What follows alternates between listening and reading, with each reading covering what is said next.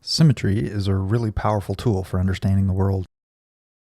For one thing, we can use it to discover all the ways objects, even atoms, can be arranged in a system. Here we will cover stereoisomers and how you can calculate the potential number of isomers for systems of almost any geometry. We will apply the method to chemistry, but you could apply it to any 3D system. As part of this, there will be some discussion of chirality across multiple dimensions, interconversion of enantiomers, and experiments that may suggest dimensions higher than 3. We will apply symmetry to chemical isomers, and with a little geometry, we will get results we can display pictorially, and sometimes those results are surprising.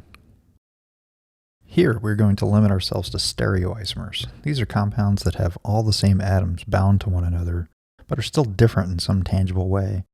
They have the same connectivity with a different spatial arrangement. As a simple example, we can talk about 2-butene, which has a carbon-carbon double bond with one methyl group on either side. We have 2 geometric isomers in this case, one cis and one trans. As you might expect, these cis and trans isomers have different properties. For example, the trans isomer is lower in free energy by 1.3 kcals per mole, and the trans compound boils about 3 degrees higher. Optical isomers are a more subtle type of isomerism. This is where 2 compounds are identical, except they are reflections of one another.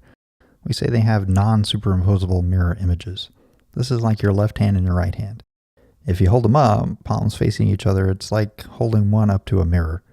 If you pick up a glove and try to put it on the wrong hand, however, you quickly realize they're not the same. Compounds related in this way are called enantiomers, and we say the compound is chiral. The rule of thumb you learned in organic chemistry is that a molecule is chiral if a carbon has 4 different things on it. So there really are simple examples of chiral compounds like this one. Unlike geometric isomers, enantiomers have all the same physical properties, like the same melting point and energy of formation. They also react and interact the same way with non-chiral molecules. They differ in only a few ways, like the direction they rotate plane polarized light and the way they can interact with other chiral molecules. We can think about what chirality might mean in different dimensions. A kind of 2-dimensional chirality occurs in what we call prochiral molecules.